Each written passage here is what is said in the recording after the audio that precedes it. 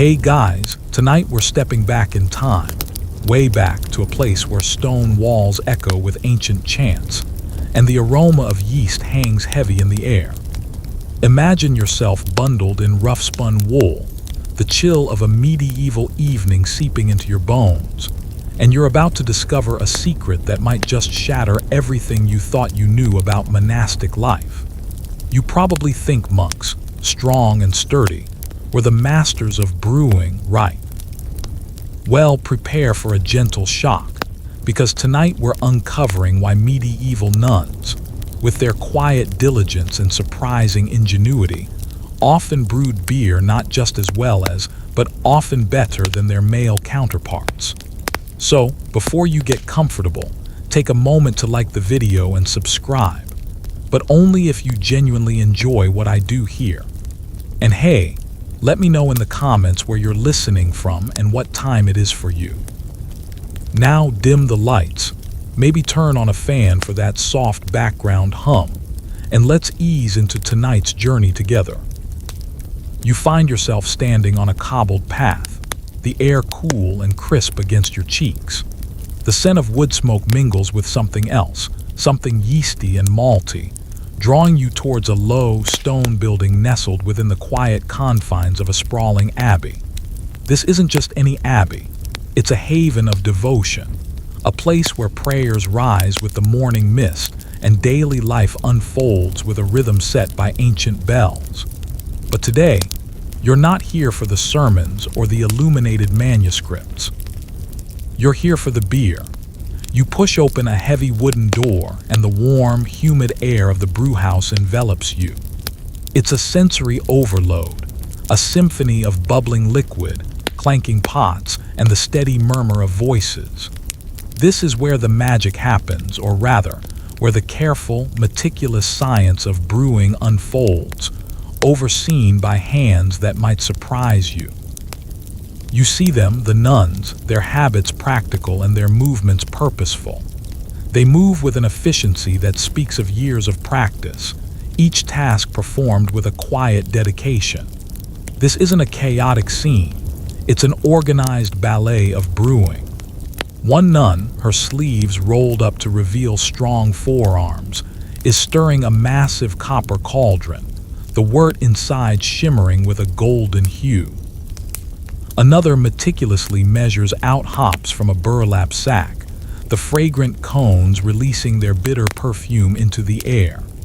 You notice their focus, the way they consult worn parchment scrolls, their brows furrowed in concentration. This isn't just a chore, it's an art, a science, and a vital part of their monastic existence. It's important to understand that in the Middle Ages, beer wasn't just a recreational drink, it was a staple. Water sources were often unreliable, riddled with impurities that could make you very, very sick. Boiling the water during the brewing process purified it, making beer a much safer alternative for daily consumption, even for children. Imagine waking up and having a pint of thin ale with your breakfast, rather than a glass of what might be essentially glorified pond water. It sounds strange to our modern ears, but it was a matter of survival. This mainstream historical fact often surprises people. Beer was a health drink, for real. No, seriously, it really was. They weren't just getting tipsy all the time. Well, not all the time, probably. As you observe, a gentle chuckle escapes one of the older nuns as she struggles to lift a heavy bucket of grain. "Oh, my dear," she sighs good-naturedly to a younger sister. "It seems my arms are more accustomed to turning parchment than mashing barley today." The younger nun giggles, easily taking the bucket from her. Another nun, meticulously cleaning a fermenting vat, mutters under her breath, "This yeast is pickier than the bishop on fast day." You smile. Even in this serious pursuit, a touch of humor keeps the spirits light. A quirky tidbit you might not know is that some medieval abbeys had specific ale tasters, whose job it was to ensure the quality of the brew. And these weren't just any volunteers.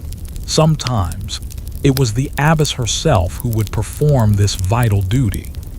Imagine the pressure, knowing that the quality of the daily sustenance for the entire community rested on your taste buds.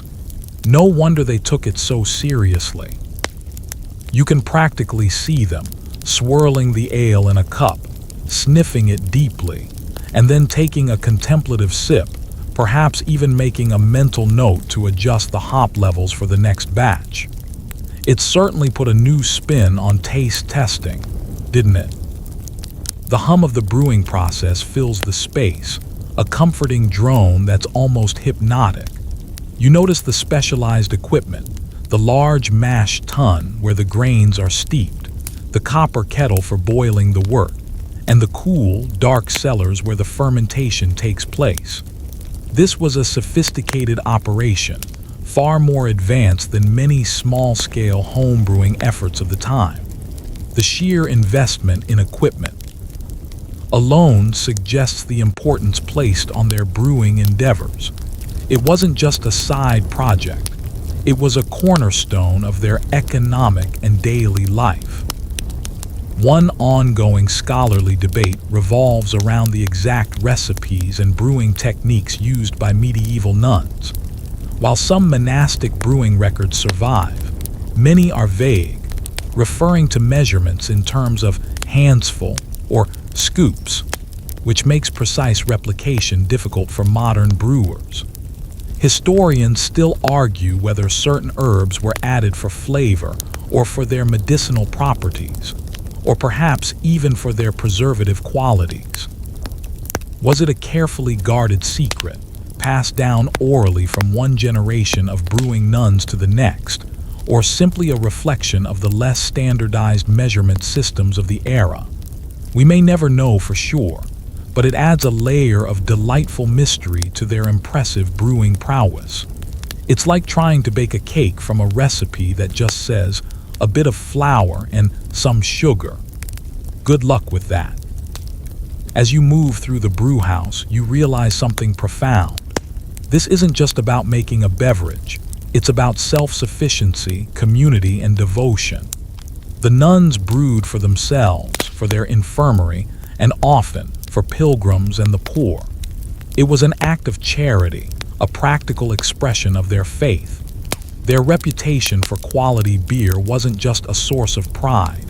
It was a testament to their dedication to providing sustenance and comfort to those in need. It's a reminder that even in seemingly mundane tasks, there can be a deep spiritual purpose. You notice a small, illuminated manuscript lying open on a table next to a collection of dried herbs. It's not a religious text, but a collection of recipes, meticulously handwritten, with careful annotations in the margins. This level of detail speaks volumes about their methodical approach. They weren't just throwing ingredients together. They were refining, experimenting, and documenting their findings, much like modern-day scientists. Their brewing was a craft, honed over generations, and passed down with the reverence usually reserved for sacred texts. The air is thick with the sweet aroma of malt, a comforting smell that promises warmth and sustenance. You feel a surprising connection to these women, their lives so different from your own, yet their dedication to a craft so universally understood. They were, in their own quiet way, pioneers, masters of a skill that kept their communities healthy and thriving. And as you prepare to leave this bustling, aromatic sanctuary, you can't help but wonder if the monks, with all their grand pronouncements, ever truly appreciated the silent, steadfast excellence of the brewing nuns. Probably not, bless their well-meaning, but perhaps slightly less discerning hearts. You step out of the brewhouse, the coolness of the evening air a stark contrast to the warmth you just left behind. The sounds of the Abbey are muted, a gentle symphony of rustling leaves, distant bells, and the occasional hoot of an owl. You find yourself pondering the sheer scale of the brewing operation you just witnessed. This wasn't a casual hobby. It was an industrial enterprise, albeit one steeped in monastic tradition. The sheer volume of beer produced would have been substantial, enough to sustain a community and often generate surplus for trade. This economic aspect of monastic brewing is often overlooked, but it was crucial for the self-sufficiency and even the prosperity of many abbeys, particularly those run by women. Think about it. In a time before widespread commerce and readily available goods, a community that could produce its own food and drink was incredibly resilient. The nuns' ability to consistently brew high-quality beer meant they weren't solely reliant on external markets for a fundamental necessity. This independence was particularly important for women's religious houses, which sometimes faced greater financial challenges or were less generously endowed than their male counterparts. Brewing, therefore, wasn't just a skill. It was a strategic asset, a foundation for their survival and flourishment. You wander towards the Abbey gardens, where the evening dew sparkles on the meticulously cultivated beds. You see neat rows of herbs, some familiar, others more obscure, all destined for various purposes within the monastic community: medicine, food, and of course, brewing. Hops, a key ingredient in beer, would have been grown here or carefully sourced from nearby growers. This integrated approach, where the raw materials were either produced in-house or procured through established networks, further underscores the nuns' methodical and self-reliant approach to brewing. It wasn't just about making beer. It was about managing an entire supply chain. One mainstream historical fact that often surprises people is how many medieval monasteries, both male and female, had their own infirmaries and hospitals. Beer, especially low, our alcohol varieties, was often prescribed for medicinal purposes, seen as restorative and nourishing. It provided calories, hydration, and, thanks to the brewing process, was safer to drink than water. So, a nun skilled in brewing was not just providing a beverage. She was actively contributing to the health and well-being of the sick and infirm within the abbey walls. Imagine going to the medieval doctor and being told, "A pint of stout and call me in the morning." It makes modern prescriptions seem rather dull by comparison. You notice a small group of nuns tending to the garden even as dusk settles, their quiet conversations punctuated by the gentle snip of shears. One of them pauses, stretches her back, and says with a sigh, "These hops grow faster than my patience during a particularly long sermon." Her companions chuckle softly. Another adds, "At least they're more predictable than the brothers' brewing attempts. We always know what we're getting with our own." A gentle, knowing smile passes between them, hinting at a shared history of brewing triumphs and perhaps a few monastic mishaps. A quirky tidbit is that some medieval brewing recipes included unexpected ingredients beyond just water, malt, and hops. Things like gruit, a mixture of herbs or even fruit, might be added for flavor or preservation. While the exact compositions of these gruit mixtures are often lost to time, we know they varied regionally and were often unique to individual breweries.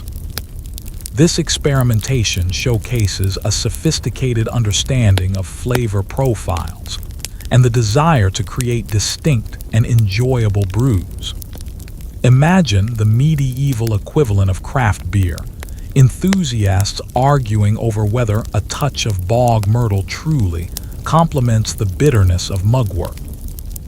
The air around you is cool, carrying the faint scent of damp earth and blooming night-scented stock. You picture the process from the harvesting of the barley, its careful malting to convert starches into sugars, to the precise timing of the mashing and boiling, and finally, the mysterious alchemy of fermentation.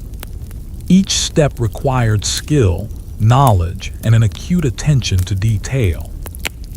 Any misstep could result in a spoiled batch, a significant loss of resources, and a dry spell for the thirsty inhabitants of the Abbey. The stakes were surprisingly high. A scholarly debate that continues to fascinate historians is the extent to which monastic brewing practices influenced wider brewing trends in medieval Europe. Did the nuns, with their often isolated but highly skilled communities, develop unique techniques that spread beyond their walls? Or were they simply adopting and perfecting existing methods? It's difficult to say definitively, as detailed records are scarce, but the consistency and quality of monastic beer certainly suggest a level of expertise that would have been admired and potentially emulated. It's like asking if the secret family recipe for grandma's cookies influenced the entire cookie industry. Probably not directly, but you can bet everyone wanted a bite. You observe the meticulous nature of the nuns' work, a hallmark of monastic life. Their vows of obedience, stability, and conversion of manners often translated into a disciplined approach to all their tasks, including mundane ones like brewing. This discipline, combined with a necessity to be self-sufficient, fostered an environment where perfection and efficiency were highly valued. They didn't just brew beer, they brewed with devotion, a tangible expression of their commitment to their community and their spiritual path. As the moon begins to cast long shadows across the cloister garden, you reflect on the quiet strength and remarkable capabilities of these women. They were not merely passive recipients of divine grace. They were active participants in shaping their world, often through practical, everyday skills. Their brewing prowess is a testament to their intelligence, their resilience, and their ability to innovate within the confines of their monastic vows. It's a humbling thought, realizing that the gentle clinking of their brewing equipment echoed with far more significance than one might initially imagine. You almost feel a warmth spread through you, not from beer, but from the realization of their profound impact. The air grows cooler as night truly descends, and you imagine the Abbey settling into its nighttime rhythm. But even in the quiet, the faint memory of malt and hops lingers in your senses, a testament to the day's diligent work in the brewhouse. You begin to consider the educational aspect of medieval convents. These were not just places of prayer. They were often centers of learning and literacy, particularly for women who might otherwise have had limited access to education. And this education wasn't purely academic or theological. It extended to practical skills, including the complex art and science of brewing. Think of a young novice entering the convent, perhaps having Arned basic household skills. Here, she would be taught not just Latin and scripture, but also the intricate processes of food preservation, textile production, and of course, brewing. This knowledge was passed down from experienced nuns to new recruits, a living tradition of practical wisdom. It was a hands-on education, learned through observation, participation, and perhaps a few spilled batches of wort along the way. This systematic transfer of knowledge ensured the continuity and quality of their brewing operations across generations. You can almost hear the gentle instruction, the patient explanations of why the water needs to be at a certain temperature, why the yeast behaves in particular ways, or why a slight alteration in the hop addition can change the entire character of the beer. This wasn't just rote memorization. It was an understanding of chemistry and biology, albeit explained through empirical observation, rather than modern scientific terminology. They understood cause and effect in the brewing process with an intuitive brilliance. One mainstream historical fact is that brewing was traditionally a female domain in many cultures before the Industrial Revolution. Women were often the primary brewers in households and communities, responsible for providing this essential staple.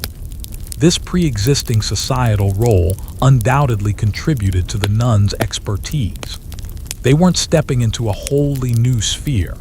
They were bringing an established skill set, refining it, and elevating it within the monastic context. This historical continuity further explains their inherent advantage in the brewing world. It's like asking a fish to swim. It's just what they do, often better than those who try to learn later in life. As you picture the scene, you imagine a younger nun, perhaps a bit frustrated, accidentally spilling a handful of hops. An older nun with a twinkle in her eye might quip, "Well, dear, at least we know that batch will be extra bitter. Perhaps we can market it as penitence ale." The younger nun would blush, but a shared laugh would ease the tension, reminding them that even mistakes could be learning opportunities, or at least a source of gentle amusement. A quirky tidbit about medieval brewing is the role of the brewster, or female brewer. This term was common, and many women ran their own brewing businesses in towns and villages. However, as brewing became more industrialized and commercialized, men gradually took over the profession, pushing women out of a trade they had historically dominated. The monastic setting, however, provided a space where women could continue to practice and excel in brewing, shielded somewhat from these external shifts in the labor market. It's like women running the original microbreweries, long before craft beer was even a twinkle in anyone's eye. The quiet discipline of the convent would have lent itself well to the precise nature of brewing. Consistency, cleanliness, and careful measurement are all crucial for successful fermentation, and these were virtues deeply ingrained in monastic life. The serene environment, free from the distractions of the outside world, allowed for focused attention on the brewing process, minimizing errors and maximizing quality. It's hard to imagine a raucous, unruly monastery producing consistently good beer, is it? Though I'm sure some tried. A scholarly debate continues regarding the specific strains of yeast used by medieval brewers, especially those in monastic settings. Without modern scientific tools, yeast was often simply borrowed from a successful batch or even collected from the air. Historians argue whether specific monastic communities developed unique, stable strains of yeast over centuries, contributing to the distinct character of their beers. Was there a nun's yeast that imparted a particular flavor, or was it more a matter of environmental factors and luck? The mystery of these ancient microorganisms adds another layer to our understanding of their brewing legacy. It's like trying to trace the ancestry of a particularly potent sourdough starter. Fascinating, but tricky. You reflect on the dedication. These nuns weren't just following a recipe. They were engaged in a continuous process of refinement. They understood that brewing was an iterative process, where each batch provided lessons for the next. Their commitment to quality wasn't just about taste. It was about providing the best possible sustenance for their community, an act of care and devotion. This inherent drive for excellence, coupled with their disciplined environment, created a powerful combination for superior brewing.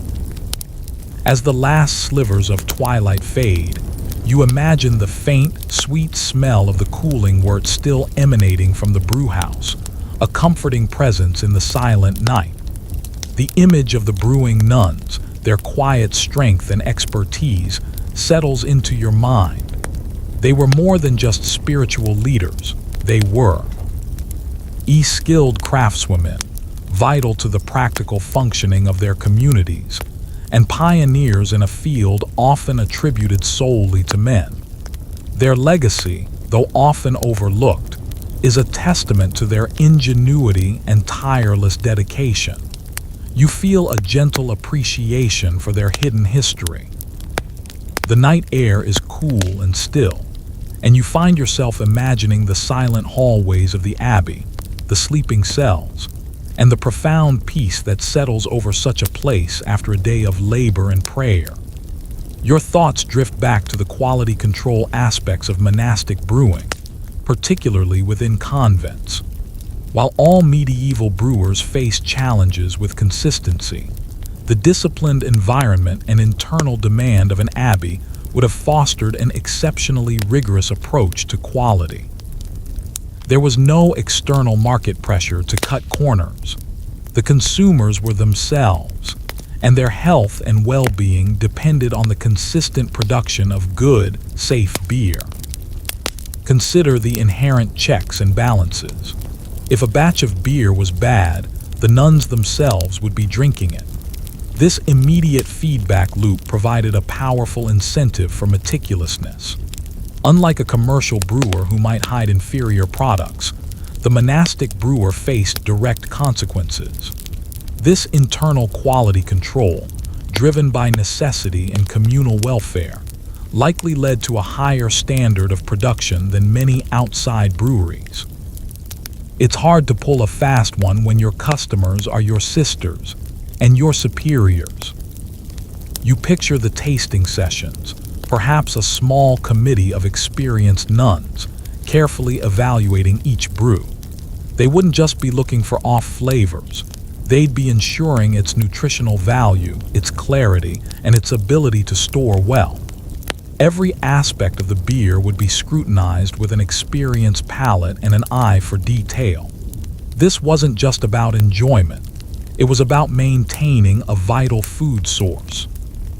One mainstream historical fact that underscores the importance of monastic brewing is that many of the earliest written records of brewing recipes and techniques come from monasteries. These institutions were centers of literacy and record-keeping, and the methodical nature of monastic life extended to documenting their practical crafts. While some of these records are frustratingly vague to modern eyes, they still provide invaluable insights into medieval brewing practices, showcasing a level of sophistication often underestimated. It's like finding ancient blueprints for a complex machine, a little cryptic, but clearly indicating advanced engineering. You envision an abbess, perhaps a stern but fair woman, taking a sip of a new batch of ale.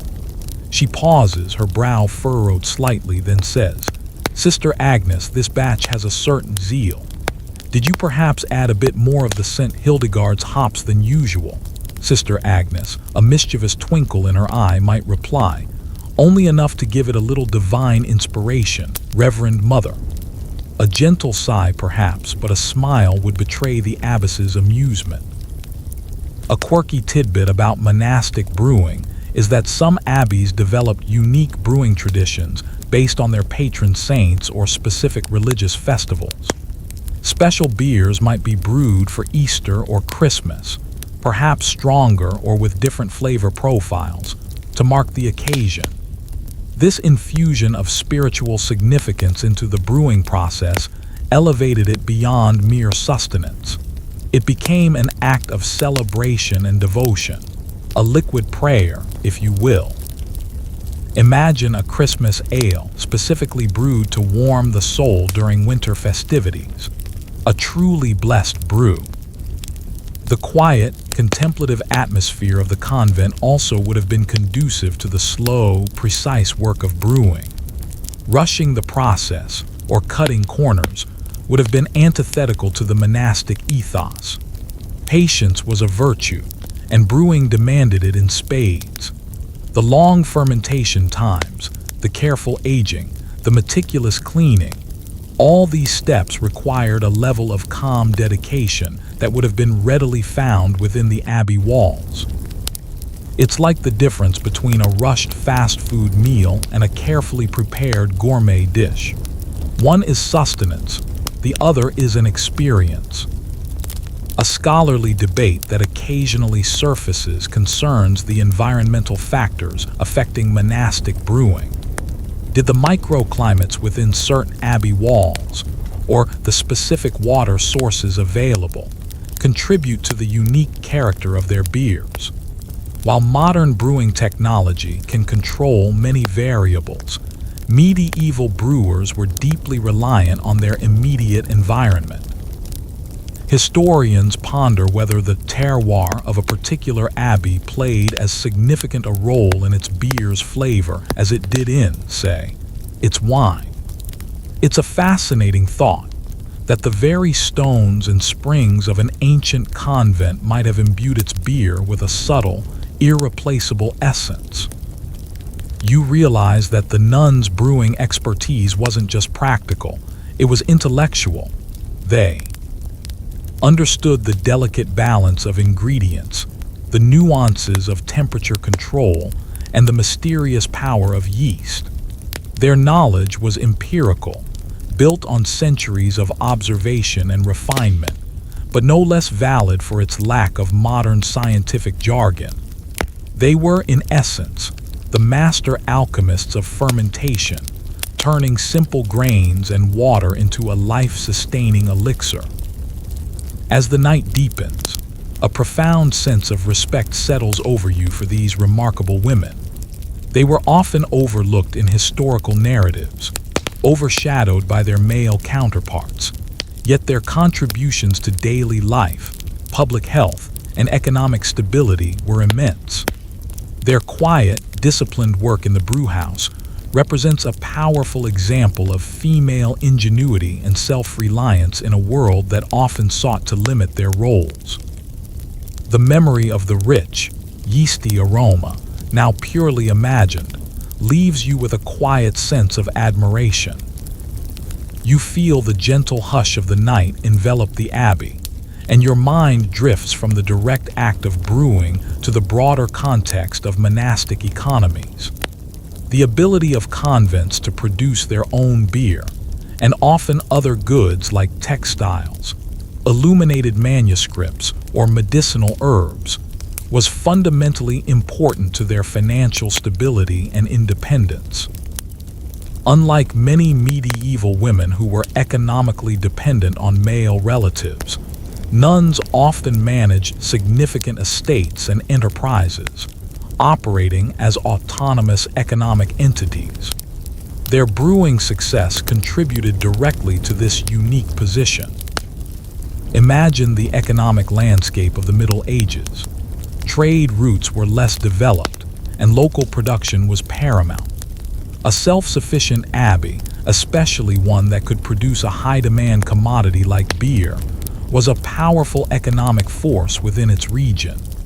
They could barter their surplus beer for other necessities, or even sell it, generating income that supported their charitable works, their upkeep, and their intellectual pursuits. This economic agency provided a level of freedom and influence often denied to women in wider society. You picture the ledgers, meticulously kept by a nun scribe, detailing the barrels of ale produced, the barley purchased, and the profits generated. These weren't just spiritual institutions. They were well-managed businesses, run with the same dedication and rigor applied to their spiritual lives. The nuns' administrative skills, often honed through managing complex estates, translated directly into efficient and profitable brewing operations. One mainstream historical fact is that many medieval monasteries, both male and female, played a significant role in agricultural innovation. They often had extensive lands and experimented with new farming techniques, crop rotation, and animal husbandry. This agricultural prowess directly fed into their brewing efforts, as they had access to high-quality grains, often grown on their own land. This integrated system of production from field to fermenting vat was a cornerstone of their self-sufficiency. It's like having your own farm-to-table restaurant, except the table is a communal refectory and the restaurant is a massive religious complex. You imagine a discussion between the abbess and her cellarer about the price of barley. The cellarer, a pragmatic woman, might say, "Reverend Mother, the local farmers are asking a shilling too much this season. Perhaps we could try the supplier from the next valley. Their barley is a bit more work, but it ferments beautifully." The abbess would nod, weighing the pros and cons, demonstrating their careful attention to both cost and quality. It sounds remarkably like modern business negotiations, doesn't it? A quirky tidbit about medieval monastic finances is that some abbeys were incredibly wealthy, possessing vast landholdings and significant influence. This wealth, often accumulated over centuries through donations and their own productive enterprises like brewing, allowed them to invest in impressive architecture, illuminated manuscripts, and elaborate ceremonies. While not all convents were equally affluent, those that mastered brewing certainly had a leg up in the economic game. It shows that piety and prosperity weren't mutually exclusive in the medieval monastic world. The quiet discipline of the convent also would have minimized waste, a crucial factor in any medieval economic endeavor. Every grain, every drop of water, every ounce of yeast would have been carefully accounted for. This meticulousness, born of necessity and monastic virtue, contributed to the efficiency and profitability of their brewing. They were the original zero-waste advocates, making the most of every resource. A scholarly debate that often arises when discussing monastic economies is the extent to which these institutions operated independently of external secular authorities. While nominally under the oversight of bishops or kings, wealthy and self-sufficient abbeys, particularly those run by formidable abbesses, often wielded considerable de facto power. Their economic strength, bolstered by successful ventures like brewing, allowed them to maintain a degree of autonomy and even resist external interference. It's like a very powerful corporation that, while technically answerable to the government, often calls its own shots. You can almost feel the rhythmic grind of a millstone in your imagination, turning barley into malt, a foundational step in the brewing process. This initial transformation of raw material into a usable product speaks to the nuns' deep understanding of the entire chain of production. They weren't just brewers, they were agriculturalists, millers, and astute businesswomen, overseeing every stage of the process to ensure quality and efficiency. As the imagined quiet of the Abbey settles further, you are left with a powerful image of these women, not just as spiritual figures, but as economic architects. Their brewing prowess wasn't just about providing sustenance. It was about building and sustaining communities, asserting their independence, and contributing significantly to the medieval economy. Their legacy is far richer and more complex than a simple tale of devotion. You feel a quiet admiration for their multifaceted capabilities. The stillness of the Abbey grounds deepens around you, and your thoughts turn to the social impact of the nuns' brewing efforts. It wasn't just about internal consumption or economic gain. Monastic beer played a vital role in medieval society, particularly in providing for the poor, the sick, and travelers. Convents, like monasteries, were often seen as havens of charity, and their brewing operations were integral to their ability to fulfill this charitable mission. Imagine a weary traveler, perhaps a pilgrim on a long journey, arriving at the Abbey gates at dusk. They would be offered not just a place to rest, but also food and drink, often including a nourishing ale brewed by the nuns. This hospitality was a fundamental aspect of Christian charity, and the consistent availability of good beer made it possible. It was a tangible expression of compassion and community support in a world where social safety nets were virtually non-existent. You can almost hear the quiet, grateful murmurs of those receiving aid, a comforting sound against the medieval night. The nuns' commitment to brewing wasn't just about their own needs. It extended to the wider community, reflecting a deep sense of social responsibility. Their brewhouse, therefore, was not just a production facility. It was a cornerstone of medieval social welfare. One mainstream historical fact is that many medieval monasteries operated guest houses or hospices, specifically designed to accommodate travelers and the poor. These establishments were essential infrastructure in a pre-modern world with few inns or public accommodations.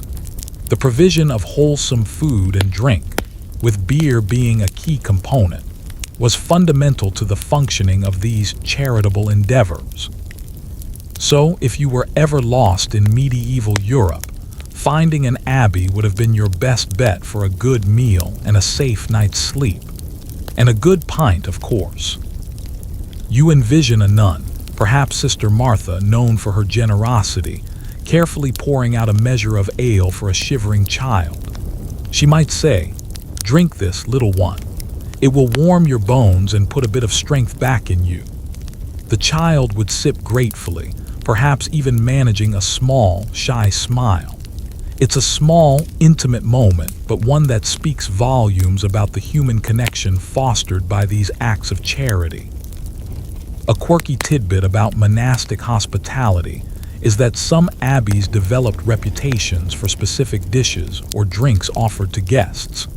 Just as certain inns might be known for their particular stew, some convents became renowned for their distinctive ale, attracting travelers and even nobles who sought out their hospitality specifically for the quality of their provisions.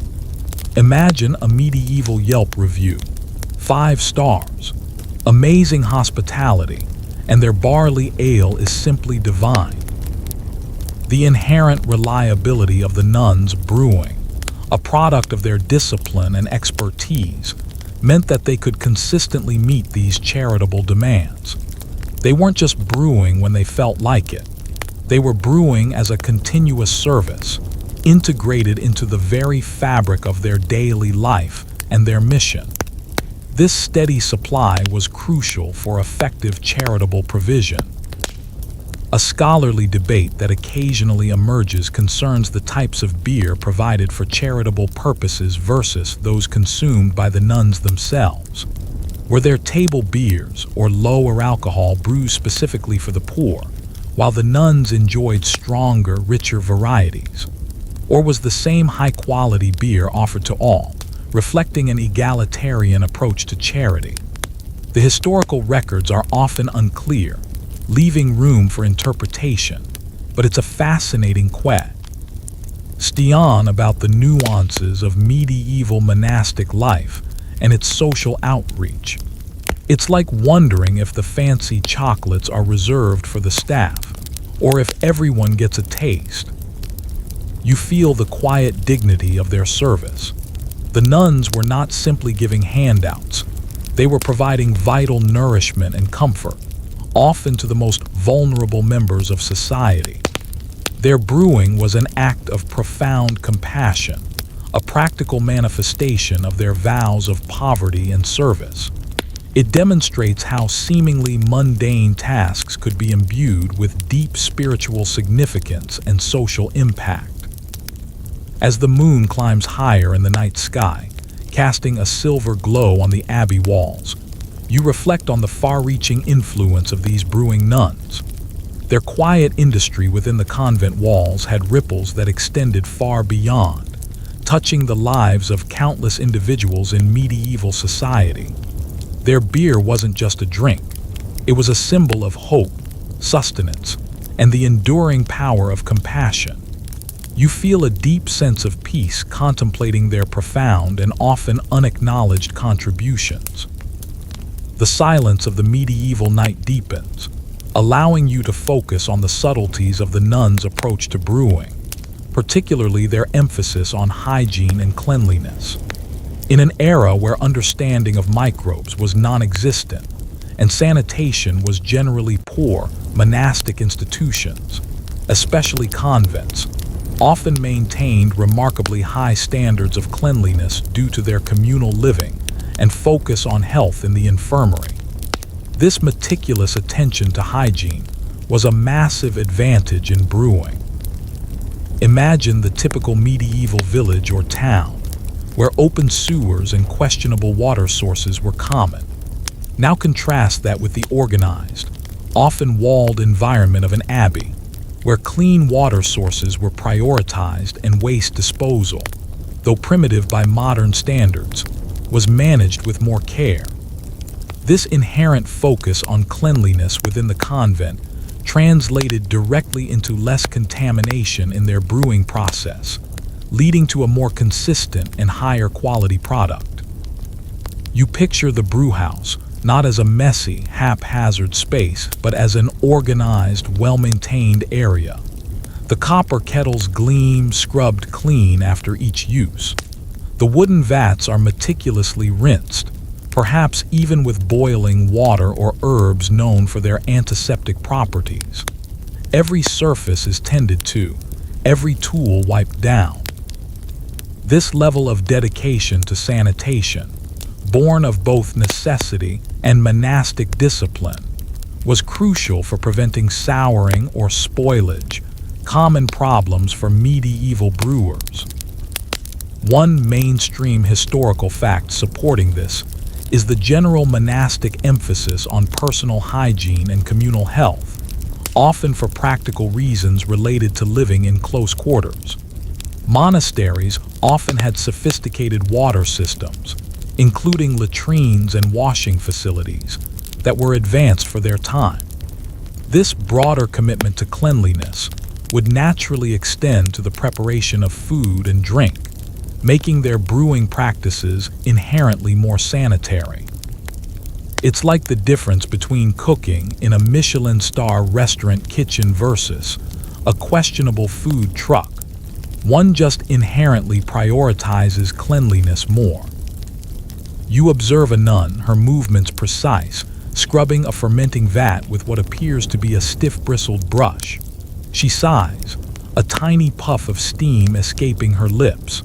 "This vat," she mutters to herself, "requires more scrubbing than my soul requires penance after Sister Agatha's latest prank."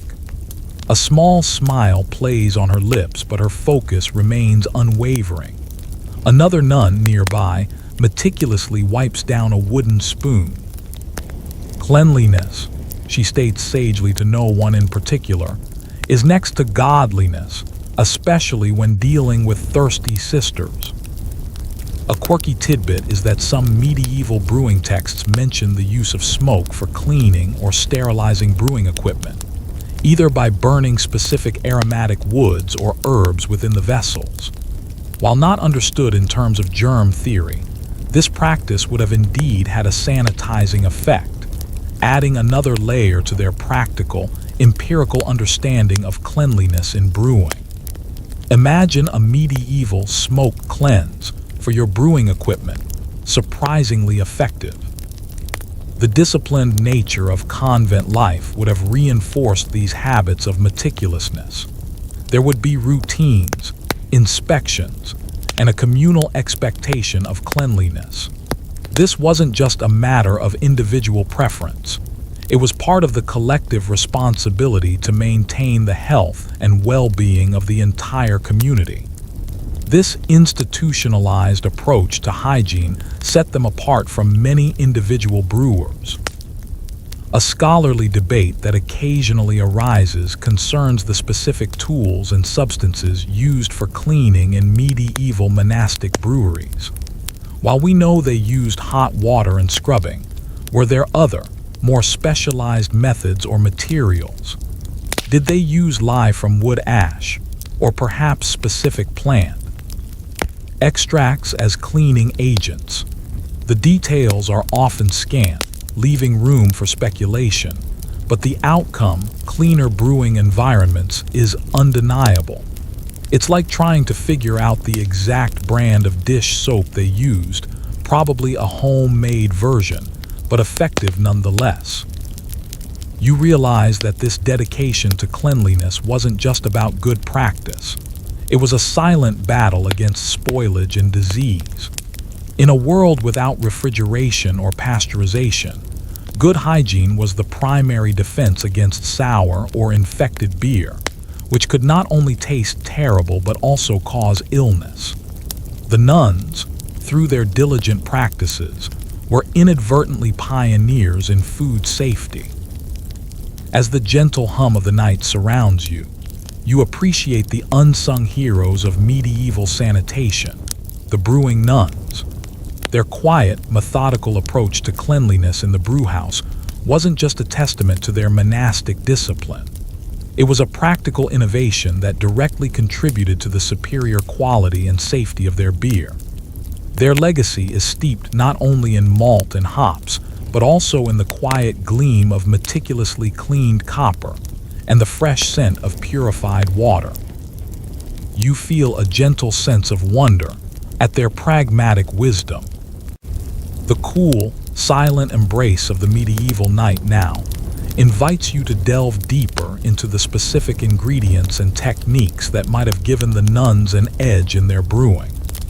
Beyond just hygiene, their careful selection and often in-house cultivation of ingredients, combined with their empirical knowledge of fermentation, contributed significantly to the superior quality of their ale. Imagine the diverse array of herbs and plants growing in the Abbey gardens, not just hops. While hops became the dominant bittering agent in beer over time, medieval brewing often incorporated a variety of botanicals. The nuns, with their extensive knowledge of medicinal plants and their properties, would have been uniquely positioned to experiment with and refine these herbal additions, potentially creating nuanced flavor profiles and even enhancing the beer's preservative qualities. You picture them, perhaps in the herb garden at dawn, carefully plucking specific leaves or flowers, their fingers brushing against fragrant foliage.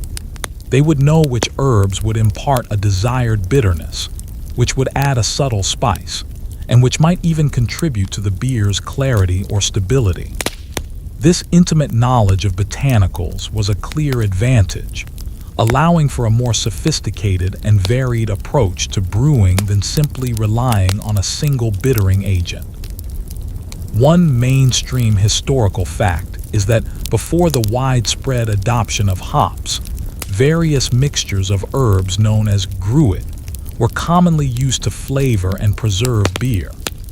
These Brewed recipes were often proprietary and regional, passed down through families or communities.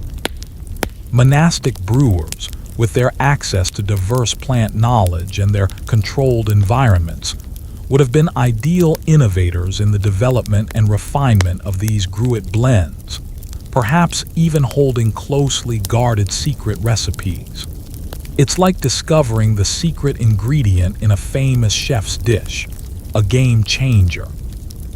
You observe a nun, perhaps Sister Ursula, known for her herbal remedies, meticulously crushing a handful of dried herbs in a mortar and pestle. She sighs contentedly, inhaling the pungent aroma. "These, my dear," she might explain to a younger novice, "will give our Lenten ale a certain solemnity, and help with the fasting, of course." The novice would nod, perhaps a little skeptical about the solemnity, but trusting in Sister Ursula's expertise.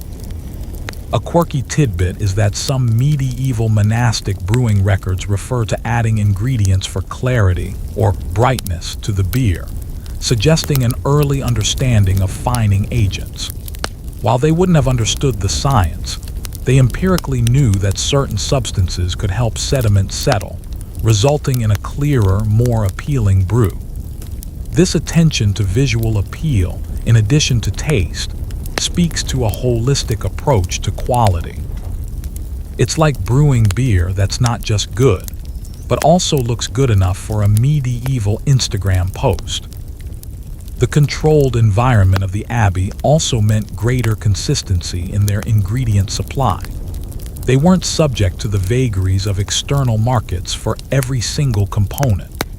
Their own gardens and fields provided a stable, reliable source of high-quality grains and herbs, minimizing variation and allowing for greater precision in their recipes.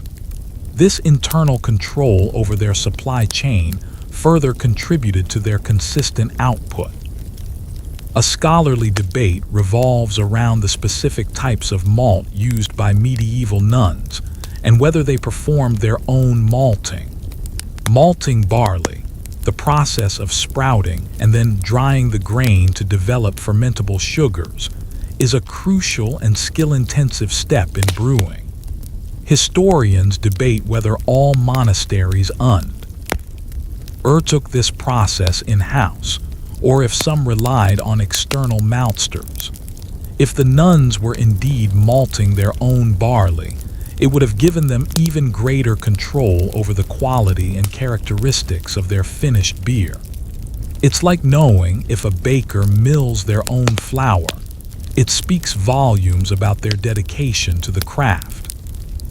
You feel the subtle alchemy of brewing, the transformation of simple grains and water into a complex, flavorful beverage. The nuns, through centuries of empirical observation, understood this transformation at a profound level. They knew how to coax the sugars from the malt, how to encourage the yeast, and how to balance flavors with their chosen botanicals. This deep, intuitive knowledge was their secret weapon. As the stars begin to pepper the inky medieval sky, you are left with an image of the nuns as quiet innovators, blending ancient herbal wisdom with practical brewing knowledge. Their nuanced understanding of ingredients and their meticulous approach to every step of the process meant that their beer was not just good. It was often exceptional, a testament to their quiet mastery of a complex craft. You feel a growing appreciation for their often unseen genius. The night air carries a whisper of forgotten stories, and your thoughts turn to the unique challenges and advantages faced by women in medieval society, particularly within the cloistered world of the convent. While women in general faced significant societal limitations, the monastic environment offered a surprising degree of autonomy, education, and opportunity, which directly benefited their brewing prowess. Imagine a world where a woman's options were largely limited to marriage, domestic service, or a life of poverty. Entering a convent for many was not just a spiritual calling, but a path to intellectual and practical engagement. Within these walls, women could learn to read and write, manage complex estates, and master trades like brewing, skills often denied to their secular sisters. This environment fostered competence and leadership, qualities that translated directly into superior brewing management. You picture the abbess, a figure of authority and immense practical skill, overseeing not just the spiritual life of her community, but also its economic enterprises, including the Brewhouse. Her leadership would have ensured a consistent vision, a disciplined approach, and an ongoing commitment to quality in all endeavors, brewing included. This clear, internal hierarchy and dedicated leadership was a significant asset. One mainstream historical fact is that many medieval abbesses were powerful figures, managing vast landholdings, commanding significant resources, and sometimes even holding jurisdiction over secular towns and villages.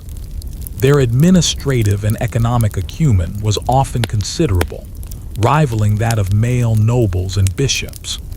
This powerful leadership provided the framework for successful and well-run enterprises like brewing within their convents. It's like the CEO of a multi-million-dollar corporation, but with a veil and a prayer book. You imagine a new novice, perhaps overwhelmed by the sheer scale of the Abbey's operations, timidly asking about the brewing schedule. An older, seasoned nun, perhaps the cellarer, would chuckle kindly. "Don't worry, child," she might say. "It's simpler than deciphering the bishop's Latin. Just remember, good grain, clean water, and a healthy dose of patience, and perhaps a silent prayer for the yeast." A quirky tidbit is that some convents even had their own unique seal for their products, including beer, signifying their origin and quality. This was a very early form of branding, indicating a pride in their output and a recognition of its distinctiveness.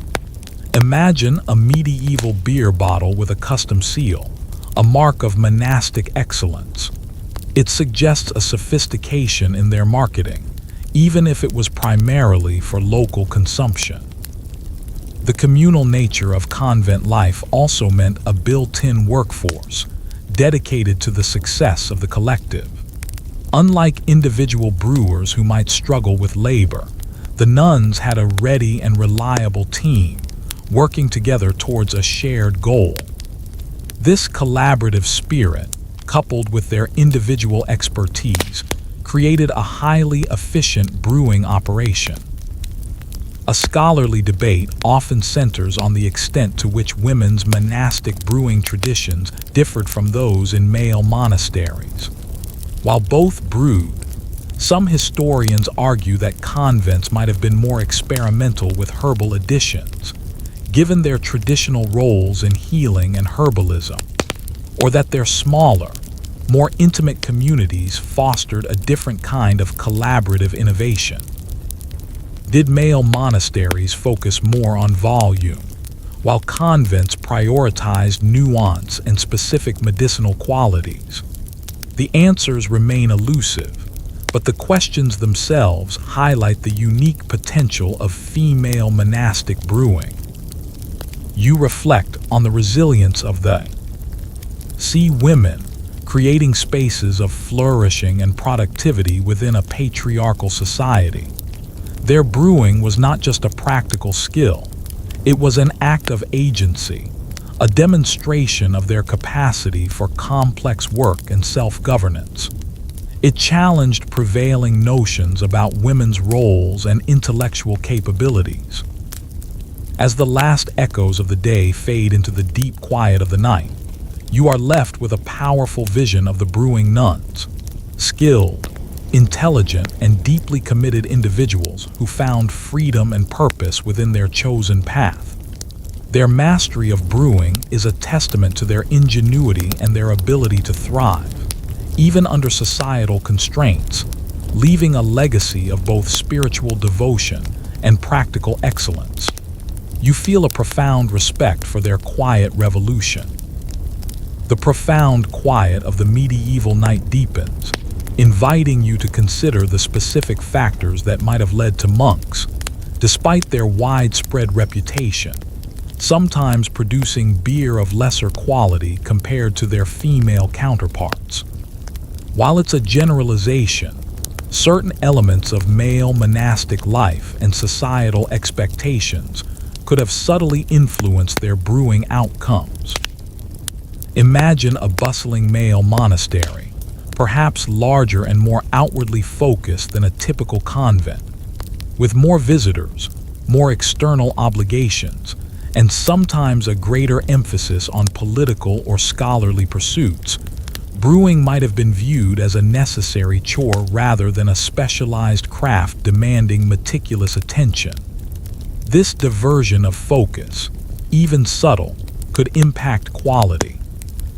You picture a monk, perhaps a bit gruff, overseeing the brewing process with a detached air, more concerned with volume than with the nuanced flavors. He might rely heavily on established routines without the same drive for refinement or experimentation seen in the convents. This isn't to say all monks were poor brewers, but the intensity of their focus might have been different. One mainstream historical fact is that male monasteries often had more diverse economic interests, including large-scale agriculture, land management for secular lords, and even military obligations for some orders. This broader portfolio of responsibilities might have diffused their attention and resources across many ventures, whereas a convent, often with fewer external demands, could concentrate its efforts more acutely on essential internal crafts like brewing. It's like comparing a general practitioner to a highly specialized surgeon. Both are doctors, but one has a much narrower, deeper focus.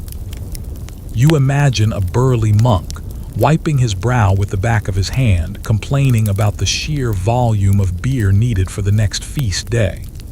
By the saints, he might grumble to a brother, if we don't brew another 5 barrels, the bishop will think we've gone dry. Quality, you say? So long as it quenches a thirst. His companion would nod sympathetically, perhaps secretly wishing for a quieter, more contemplative brewing experience. A quirky tidbit is that some male monastic orders were known for their particularly strong or potent brews, often made for special occasions, or to provide extra sustenance during physically demanding tasks. While impressive in their strength, these might not have always prioritized the delicate balance of flavor or consistency that characterized some of the nuns' beers. It's like the difference between a potent, knock-your-socks-off brew and a more refined, sippable ale. Both have their place, but one aims for power, the other for perfection. The social dynamics within male monasteries might also have played a role. While communal living was central, the hierarchical structure could sometimes lead to a division of labor, where brewing was relegated to those with less academic or spiritual inclination. In convents, where practical skills were often more highly valued and fewer outside roles were available, women of all ranks might have been more intimately involved in the brewing process, fostering a deeper collective expertise. A scholarly debate that periodically arises concerns the concept of monk-made versus nun-made beer in historical records. While there are many records of monastic brewing, explicit gender distinctions are rare. Historians often infer the gender of the brewers based on the monastic order. However, the qualitative difference, while anecdotal in many cases, often points to the nuns' greater meticulousness. Was this a genuine difference, or merely a reflection of societal biases in how male and female labor was perceived?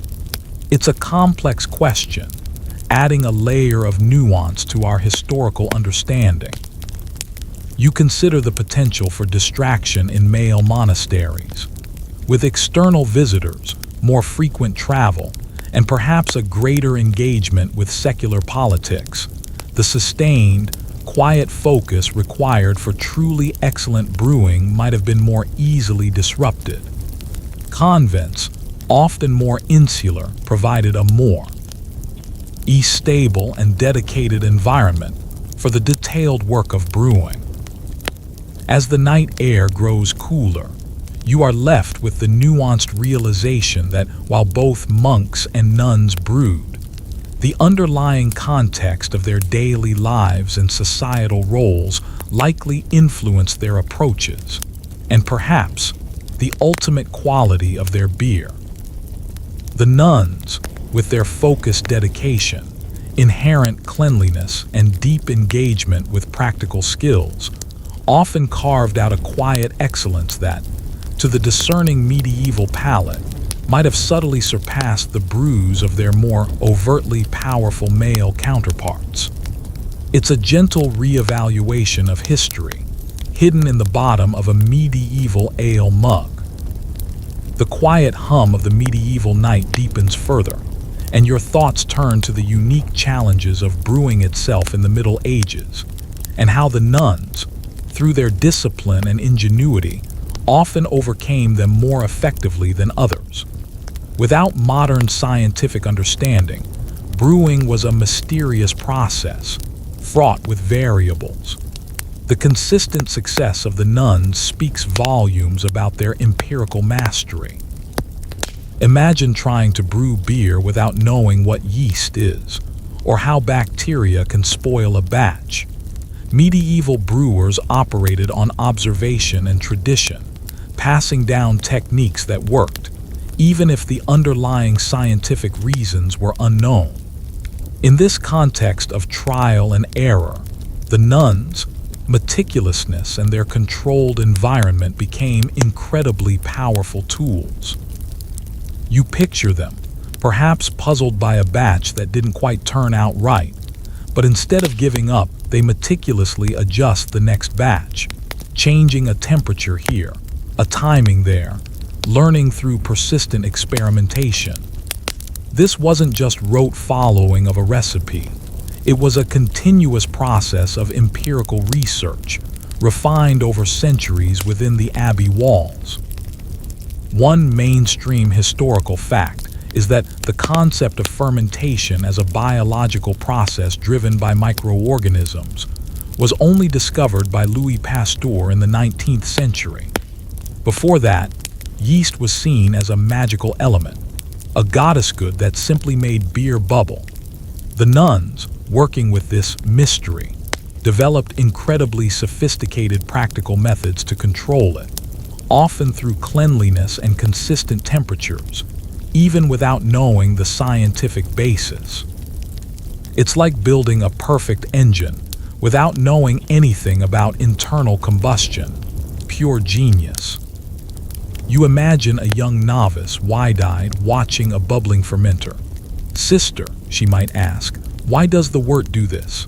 An older nun with a wise smile would reply, "Ah, child, that is the work of the spirits, guiding the grain to become good ale. And a clean vat, of course. The spirits dislike a messy home."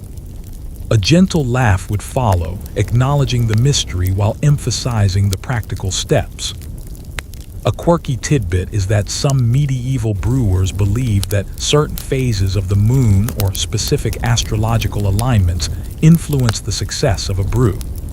While we now know this to be superstition, it highlights the perceived magical or uncontrollable elements of brewing in that era. The nuns, while perhaps not immune to such beliefs, likely relied more heavily on their demonstrable practices of cleanliness and precision, rather than just hoping for celestial alignment. They probably just thought, well, the moon's out and we still need to clean these vats. The long-term stability and continuity of monastic communities also contributed to their brewing success. Unlike secular breweries that might change hands or cease operations, convents provided a stable environment where brewing knowledge could be accumulated and perfected over generations. This institutional memory was invaluable in mastering a process as complex and sensitive as brewing. A scholarly debate that continues to intrigue historians is whether medieval brewers understood the concept of yeast washing, or reusing yeast from a successful batch. While they didn't have microscopes to observe yeast cells, their practice of collecting the head, or lees, from a fermenting batch and adding it to the next would have effectively been a form of yeast management. Historians debate how conscious and systematic this practice was, but it points to a practical understanding of starter cultures crucial for consistent brewing. It's like baking with a sourdough starter that's been alive for centuries. You just know it works. You reflect on the nuns' patience and their deep understanding of natural processes. They weren't just following instructions.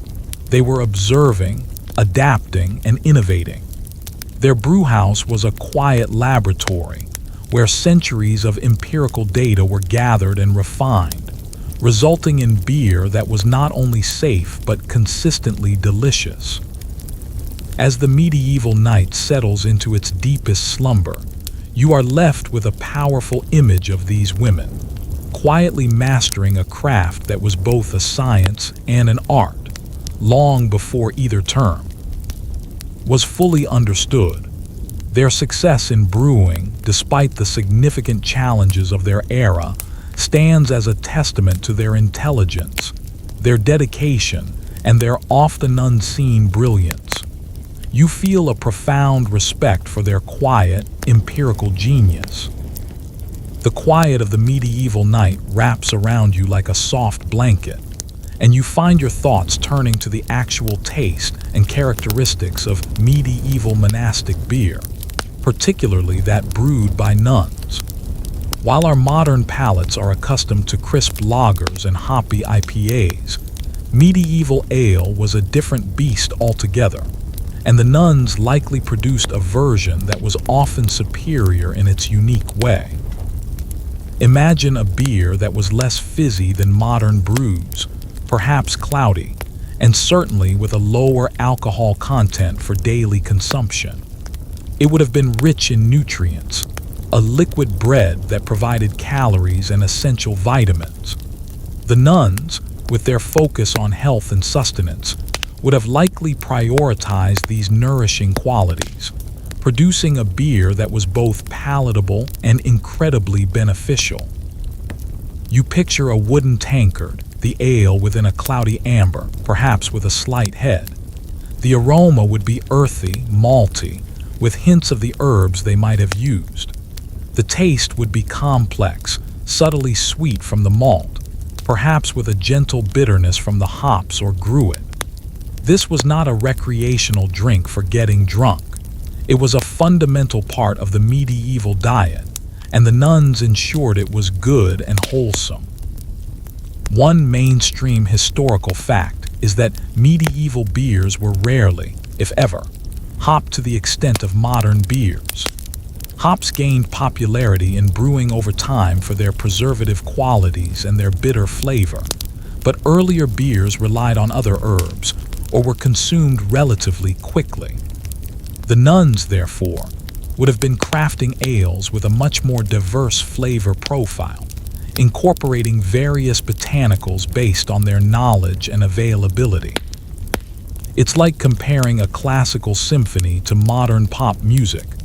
Both are valid, but vastly different in structure and flavor.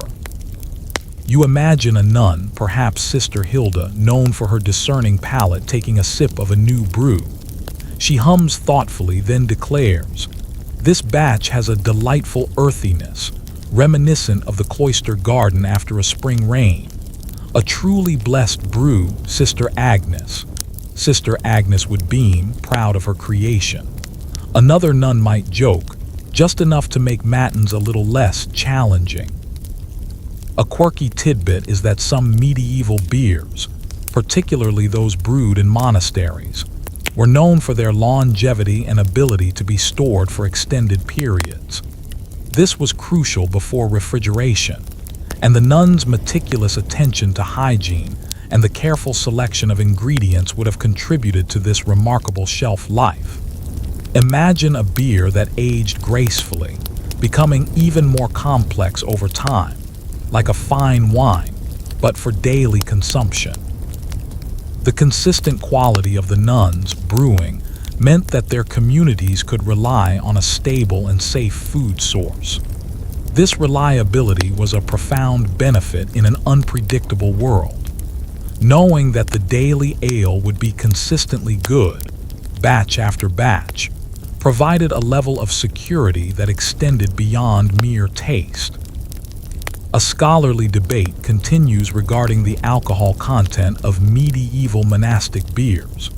While historical records suggest lower alcohol for daily table beers, stronger brews were also made for special occasions or medicinal purposes. Historians debate the precise methods of measuring alcohol content and the average strength of everyday monastic ales. Was it truly just a few percent, or did some batches pack a hidden punch?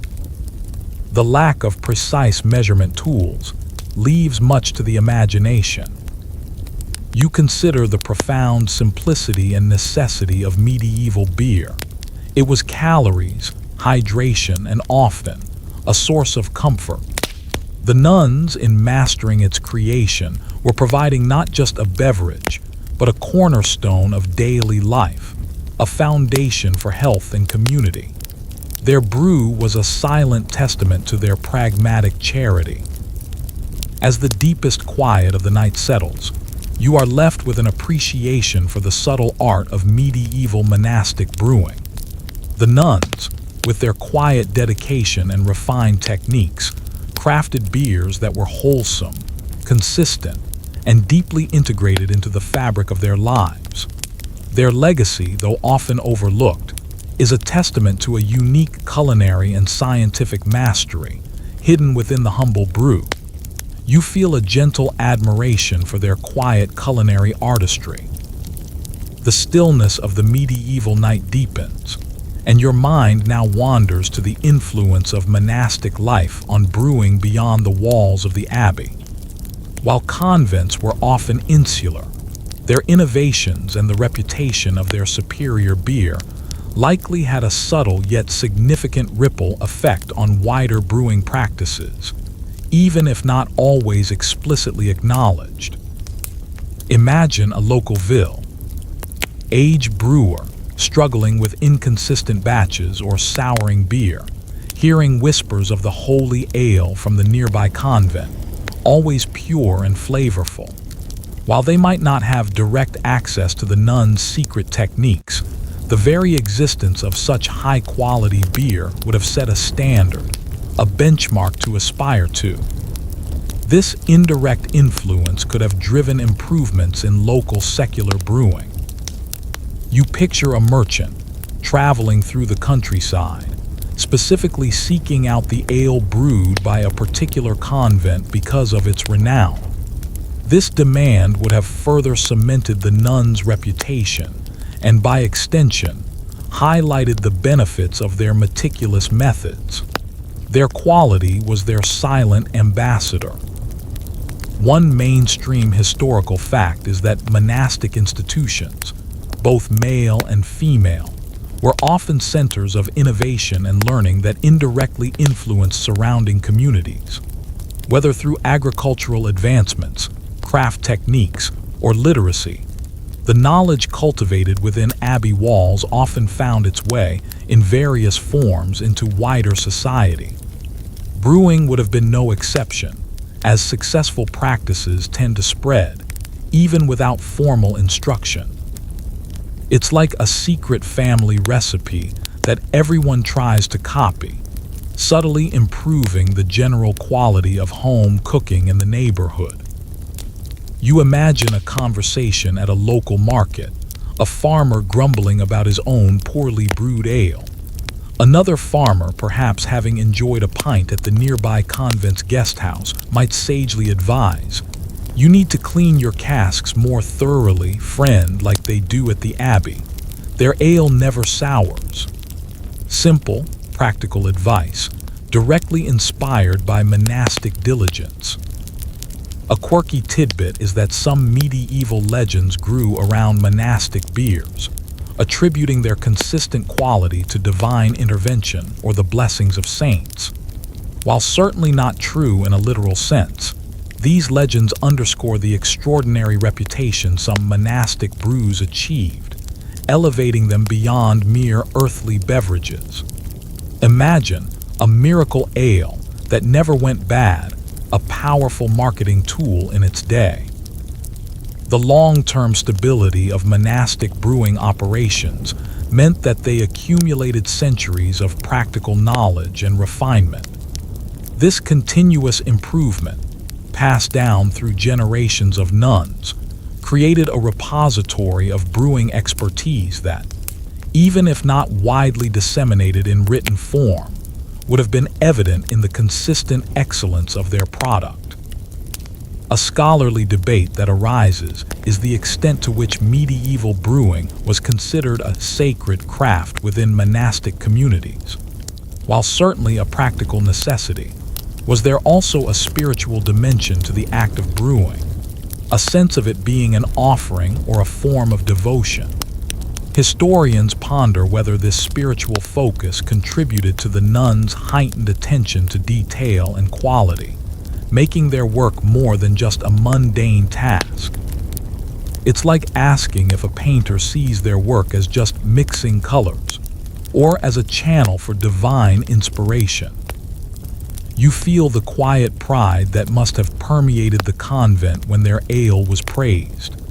It wasn't about ego, but about fulfilling their mission of providing nourishment and charity to the highest possible standard. This inherent drive for excellence would have served as a powerful, if unspoken, example to others. As the night deepens and the medieval world sleeps, you are left with the subtle, pervasive influence of the brewing nuns. Their quiet mastery, born of discipline, knowledge, and a commitment to quality, gently elevated the standards of brewing beyond their cloistered walls. Their legacy is not just in the taste of their ale, but in the unseen ripples of improvement that spread through the medieval world, a testament to their quiet power. You feel a gentle appreciation for their hidden influence. The medieval night air carries the faint scent of damp stone, and your thoughts turn to the social structure within convents and how it might have uniquely fostered superior brewing. Unlike the often more rigid, male-dominated hierarchies found in secular society or even some male monastic orders, convents sometimes offered women greater opportunities for leadership, collaboration, and skill development, directly benefiting their brewing. Imagine a community where women held all the positions of authority: abbess, prioress, cellarer, infirmarian. This unique power structure meant that decisions about practical matters, including brewing, were made by women, for women, and often with a deep understanding of the daily needs and challenges of their community. This self-governance in practical matters was a significant advantage. You picture the Brewhouse team, perhaps led by a highly competent cellarer, collaborating seamlessly. There would be a sense of shared responsibility and collective pride in their work. Mistakes might be met with guidance rather than harsh reprimand, fostering an environment where learning and improvement were prioritized. This collaborative, supportive atmosphere would have been ideal for perfecting a complex craft like brewing. One mainstream historical fact is that within their own walls, medieval abbesses often exercised significant temporal and spiritual authority, sometimes even exceeding that of local bishops or secular lords in their practical dominion. This strong, autonomous leadership from within the female community provided a stable and focused environment for managing all monastic affairs, including brewing, with efficiency and skill. It's like a highly successful women-led startup in a world dominated by male corporations. You imagine a moment of quiet camaraderie in the brewhouse. A nun, perhaps a bit tired, fumbles with a heavy sack of hops. Another, seeing her struggle, steps in to help, offering a supportive smile. "These hops," she might joke, "seem to be testing our vows of obedience today." They would share a quiet laugh, their bond strengthened by shared labor and a common goal.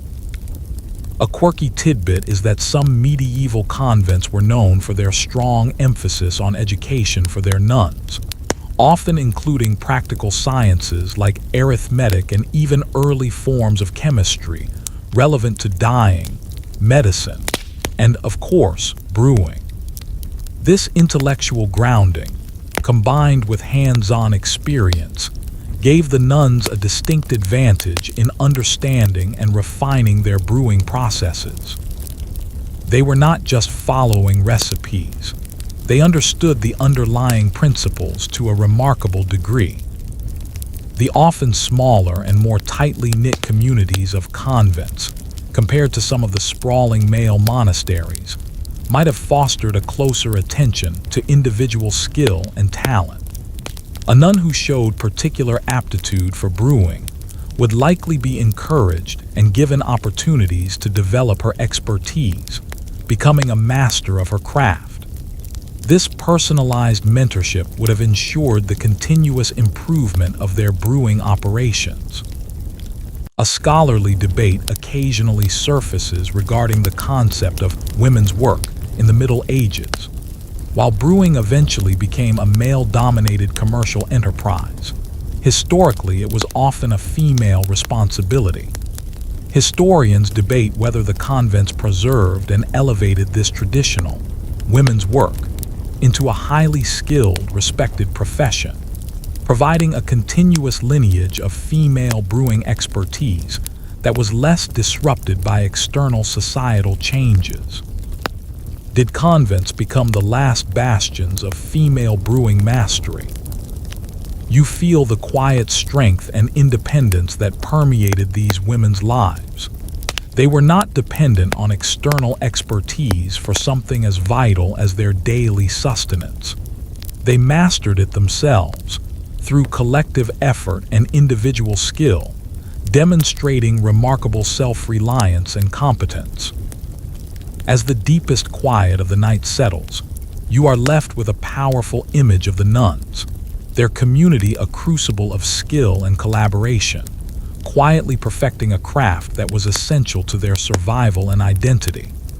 Their superior brewing wasn't just about ingredients or hygiene.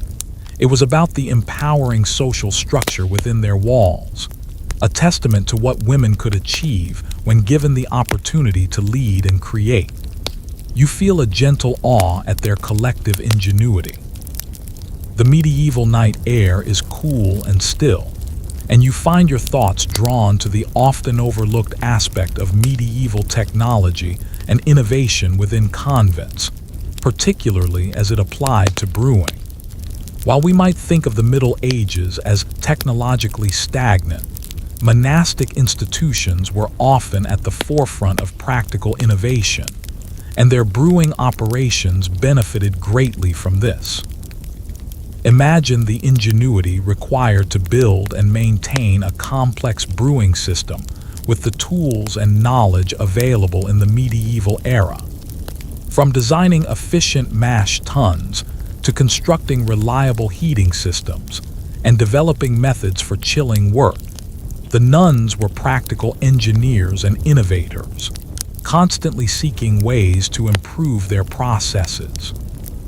You picture them, perhaps discussing a new way to filter the wort more effectively, or a clever method for cooling the brew faster after boiling. These weren't grand scientific breakthroughs, but rather incremental, practical innovations born of necessity and a meticulous approach to problem solving. Every small improvement contributed to a more consistent and higher quality product. One mainstream historical fact is that monasteries, both male and female, were often centers of technological development, particularly in areas like water management, milling, and agriculture. They adopted and refined existing technologies, and sometimes even developed new ones to increase efficiency and productivity. Their brewing operations would have naturally benefited from this broader culture of practical innovation. It's like a medieval research and development lab, but with less white coats and more habits. You imagine a nun, perhaps Sister Colette, known for her clever solutions, presenting a redesigned spigot for a fermenting vat. She proudly declares, "This new design, Reverend Mother, will allow us to drain the finished ale with far less disturbance to the lees, ensuring a clearer brew." The abbess, always appreciative of efficiency, would smile and commend her ingenuity. Another nun might joke, "Now if only she could design a self-stirring mash tun for Sister Agnes." A quirky tidbit is that some medieval monastic breweries were known for using specialized wells or springs that were thought to have unique properties, contributing to the flavor of their beer. While this might have been partly anecdotal, it speaks to an early understanding of the importance of water quality in brewing and a willingness to leverage natural resources for their advantage. Imagine a medieval terroir for beer, based on the purity and mineral content of the Abbey's water source. The continuous, long-term nature of monastic operations also allowed for gradual experimentation and improvement. Unlike a transient secular brewery, a convent could spend decades, even centuries, refining a particular technique or design, incrementally building on previous successes and failures. This generational accumulation of practical knowledge was a powerful engine of innovation. A scholarly debate sometimes arises regarding the extent to which monastic brewing contributed to the evolution of specific brewing equipment or techniques that later became standardized in commercial brewing. Did the monastic brewhouses, through their continuous refinement, develop prototypes for equipment like specific types of kilns for malting, or more efficient boiling kettles, that were then adopted by wider society? It's difficult to trace direct lineages, but the sophisticated nature of their operations suggests a significant contribution. You feel the quiet pride of invention, the satisfaction of making something work better, even in small ways. The nuns were not just following tradition, they were actively shaping it, pushing the boundaries of what was possible with the tools and knowledge at hand. Their brewhouse was a crucible of practical brilliance. As the deepest quiet of the medieval night settles around you, you are left with an image of the brewing nuns as quiet innovators, their brewhouse a testament to their practical intelligence and their relentless pursuit of improvement. Their legacy is not just in the deliciousness of their ale, but in the subtle advancements they made in the very technology of brewing, a testament to their often unseen genius. You feel a gentle appreciation for their hidden technological prowess. The medieval night whispers secrets around you, and your thoughts turn to the unique position of convents as spiritual centers, and how this devotion might have subtly influenced their brewing for the better. Beyond mere practicality, the act of brewing could be imbued with a spiritual significance that fostered an exceptional dedication to quality. Imagine the nuns seeing their daily labors, including brewing, as an offering to God. Every meticulous step, every careful measurement, every act of cleaning could be performed with a sense of devotion, a form of active prayer. This spiritual motivation would have added a layer of care and perfectionism to their brewing that might have been absent in purely commercial operations. You picture a nun stirring the mash, her lips moving in a silent prayer, her focus absolute. This was not just a task, it was a sacred duty, contributing to the well-being of her community and, by extension, to the glory of God. This spiritual underpinning would have naturally led to a higher standard of work. One mainstream historical fact is that the Benedictine rule, which governed many medieval monasteries and convents, emphasized the dignity of labor, viewing work as a form of worship. This ethos would have deeply influenced the nuns' approach to brewing, elevating it from a mundane chore to a meaningful spiritual practice, encouraging diligence and excellence in all things. It's like building a cathedral, every stone laid with prayer and dedication. You imagine a younger nun, perhaps feeling the weariness of a long day of brewing, sighing. An older nun, noticing, might gently say, "Remember, child, every drop of this ale nourishes not just the body but the spirit. It is a gift, and we must prepare it with joyful hearts." The younger nun would nod, her weariness momentarily forgotten in the face of such profound meaning. A quirky tidbit is that some monastic brewing practices might have involved specific blessings or rituals performed over the brewing ingredients or the finished beer. While these wouldn't have scientifically altered the beer, they would have instilled a sense of sacredness and importance in the process, reinforcing the nuns' commitment to producing a pure and wholesome product. Imagine a special prayer for a good fermentation. It certainly wouldn't hurt. The absence of external commercial pressures also allowed the nuns to prioritize quality over speed or profit. They weren't racing against deadlines or competing in a cutthroat market. Their primary goal was to provide a consistently good and safe product for their community, a goal perfectly aligned with a spiritually motivated approach to their craft. A scholarly debate that sometimes arises concerns the specific liturgical uses of beer in medieval monastic life. While beer was primarily for daily sustenance, was it also used in certain minor religious ceremonies, or perhaps as a symbol of hospitality during feast days? Historians explore whether this ritualistic aspect further reinforced the spiritual significance and hence the quality of the nuns' brewing efforts. You feel the profound peace that comes from dedicated work, performed with a sense of higher purpose. The nuns' brewhouse was not just a place of industry. It was a sanctuary where practical skill met spiritual devotion, creating a unique alchemy that transcended the purely physical act of brewing.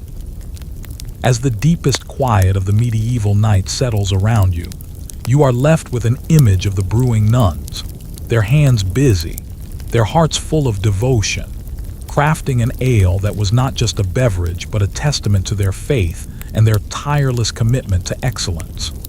Their legacy is steeped not only in malt and hops, but in the silent prayers and profound spiritual dedication that infused every single batch.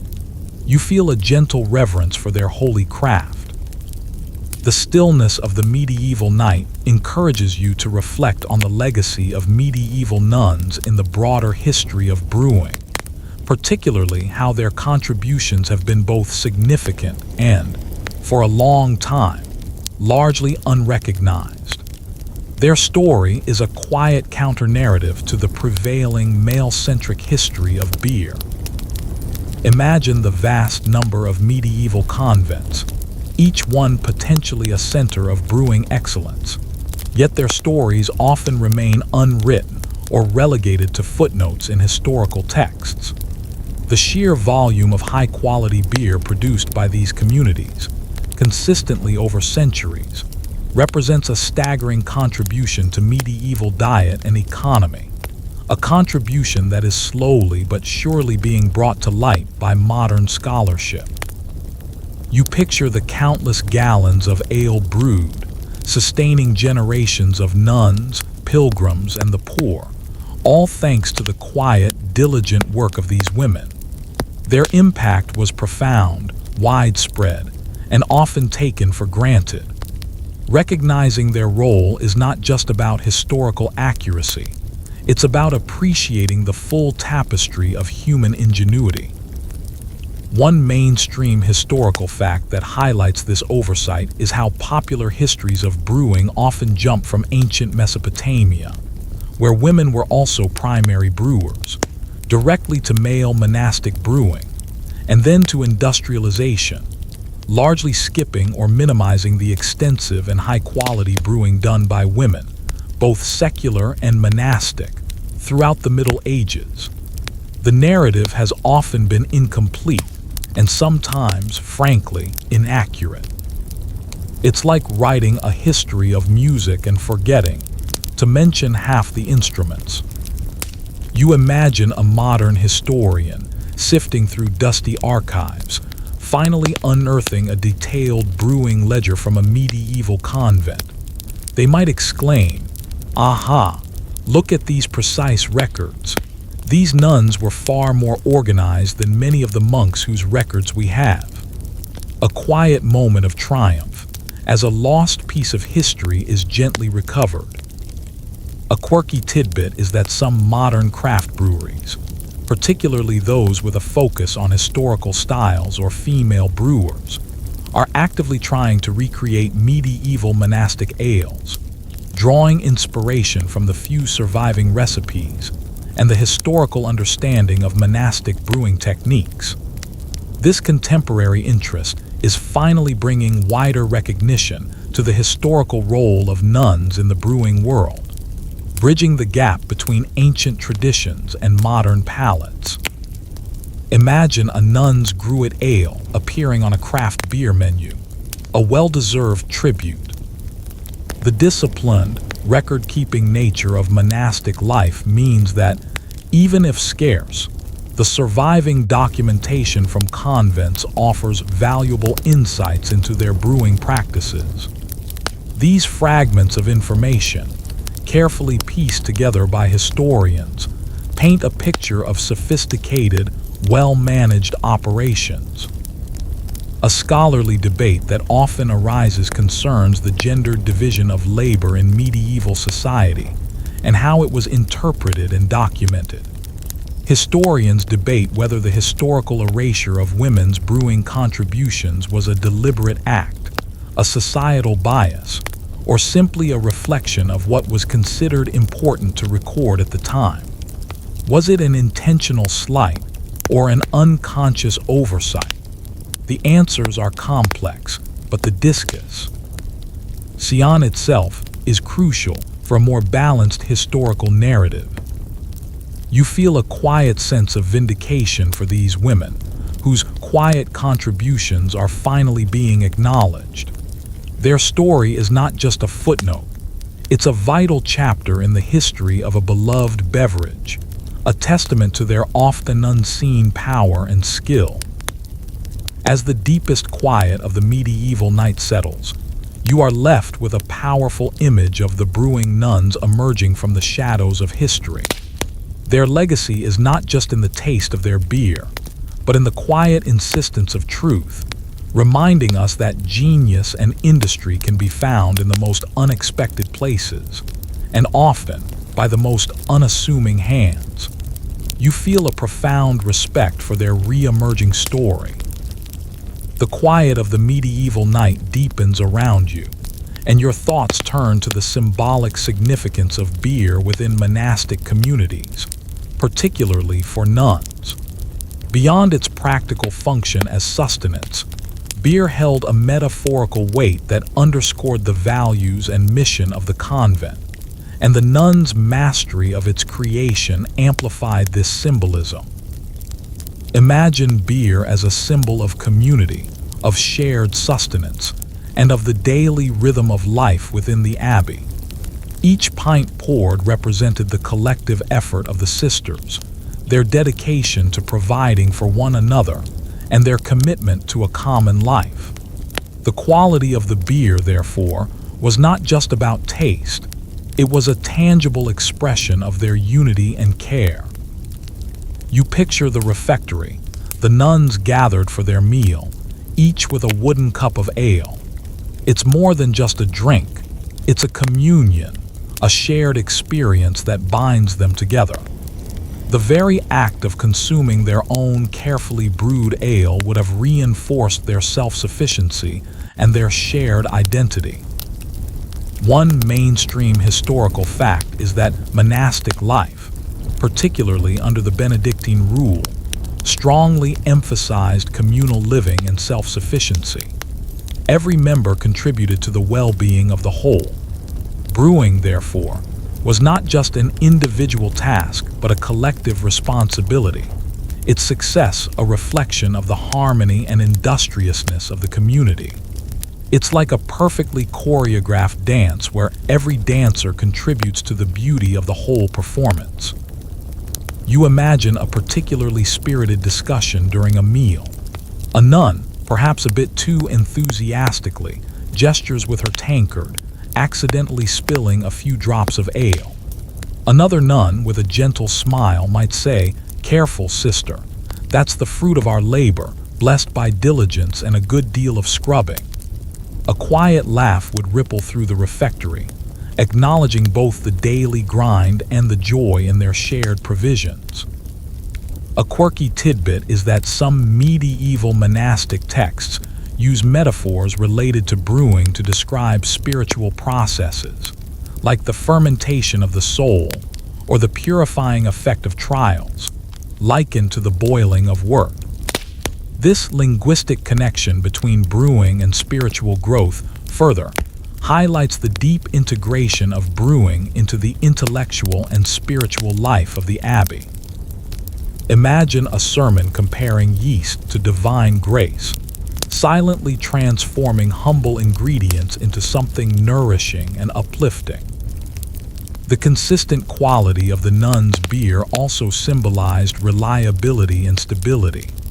In a world often marked by uncertainty and scarcity, the presence of a dependable, wholesome drink would have been a profound comfort. It was a tangible sign of order, foresight, and the steady hand of careful management. A scholarly debate occasionally emerges concerning the role of gender in medieval religious symbolism. Did the production of life-sustaining substances like beer, traditionally a female domain, gain an additional layer of symbolic power within convents, representing a unique form of spiritual nurturing? Historians consider whether the nuns' brewing prowess subtly challenged or reshaped prevailing notions of female piety. You feel the quiet resonance of meaning in every aspect of monastic life, even in the humble act of brewing. It was an activity rich with layers of significance, reflecting values of community, diligence, and spiritual devotion.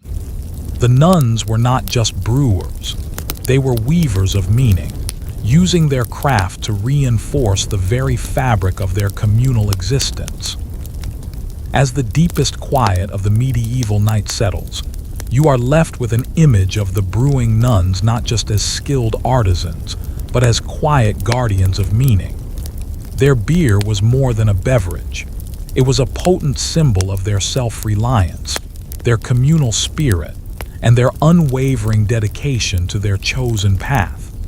You feel a gentle appreciation for their profound, symbolic contribution. The quiet of the medieval night is now profound, and your thoughts drift to the concept of female agency and empowerment within the medieval convent, specifically as it related to their mastery of brewing. In a patriarchal society, the Convent offered a unique space for women to exercise significant control over their lives and communities, and brewing was a powerful manifestation of this autonomy. Imagine a woman who, outside the convent walls, might have had limited property rights or decision-making power. Within the Abbey, she could rise to positions of authority, manage complex enterprises, and contribute directly to the economic and social well-being of a large community. Brewing was not just a skill, it was a tool for self-determination and collective power. You picture an abbess, confidently making decisions about the Abbey's resources, including its brewing output and trade. Her decisions would directly impact the lives of dozens, sometimes hundreds of women. This level of executive authority, centered around practical skills like brewing, showcased a form of female leadership that was rare in the wider world.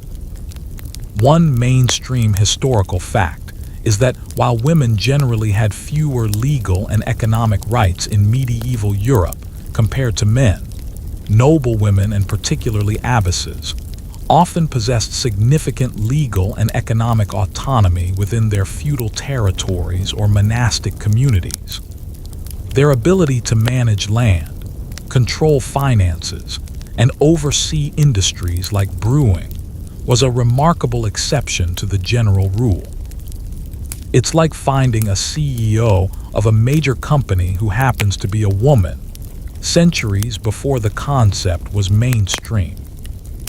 You imagine a nun, perhaps a bit bolder than her sisters, debating the optimal brewing season with the cellarer.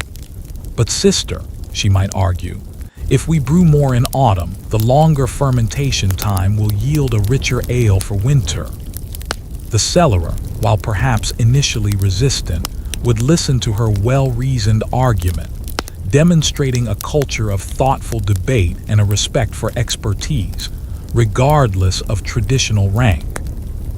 A quirky tidbit is that some medieval abbesses were known to engage directly in correspondence with kings and popes, discussing not just spiritual matters, but also practical concerns related to their estates, which would undoubtedly include the fruits of their labor, like their renowned ales. This demonstrates the high esteem in which their practical management skills were held, even by the highest authorities. Imagine a letter from the Pope asking for a special barrel of the convent's finest brew. The self-sufficiency fostered by successful brewing operations also contributed to the convent's independence from external male authority. If they could provide for themselves, they were less beholden to the whims of male bishops or secular lords for their basic needs. This economic leverage translated directly into greater autonomy and power for the women within the walls. A scholarly debate occasionally arises about the extent to which monastic life offered genuine, feminist spaces in the Middle Ages. While certainly not feminist in a modern sense, historians argue that convents provided unique opportunities for women to escape traditional patriarchal constraints, develop their intellectual and practical skills, and exercise agency in ways largely unavailable to their secular counterparts. Their brewing success stands as a compelling piece of evidence in this debate. You feel the quiet revolution embedded in their daily lives, a revolution waged not with swords, but with malting forks and fermenting vats. The nuns, through their mastery of practical arts like brewing, carved out spaces of profound female empowerment, proving their capabilities and contributing meaningfully to their world. As the deepest quiet of the medieval night settles around you, you are left with a powerful image of the brewing nuns as agents of their own destiny, their hands crafting not just ale, but autonomy. Their legacy is a testament to the quiet strength and unwavering competence of women, a story of empowerment brewed one masterful batch at a time. You feel a deep sense of inspiration from their often unseen power. The medieval night has reached its deepest point, and you now reflect on the enduring legacy of medieval nuns and their brewing prowess, a legacy that continues to resonate even in our modern world, albeit in subtle ways. Their story isn't just a historical curiosity. It's a powerful reminder of overlooked contributions and the cyclical nature of innovation. Imagine the countless women throughout history who have contributed to daily life, often without formal recognition. The brewing nuns stand as a powerful symbol for these unsung heroines, their meticulous work in the Brewhouse representing the quiet, foundational labor that built and sustained communities. Their story encourages us to look beyond conventional narratives and discover hidden strengths. You picture their enduring influence, not just in the historical records or the odd reconstructed recipe, but in the very idea that meticulousness and care lead to superior results, regardless of who is performing the task. This simple yet profound lesson is their timeless gift to us. One mainstream historical fact is that many traditions and techniques in brewing, even those attributed to male monasteries, likely have their roots in earlier, female-dominated household and monastic brewing practices. The historical thread connecting ancient Brewsters to modern craft brewers often runs through the hands of medieval nuns, a lineage that is increasingly being acknowledged. It's like discovering the original source of a powerful river, understanding its true beginnings. You imagine a modern-day brewer, perhaps a woman, meticulously tending to her craft, just as the medieval nuns did centuries ago. She might pause, a knowing smile on her lips, and quietly acknowledge the brewing sisters of the past. They knew a thing or two, she might whisper to herself, about making a proper brew, a quiet nod of respect across the centuries. A quirky tidbit is that the very word Brewster, a female brewer, existed in English long before brewer became a gender-neutral term.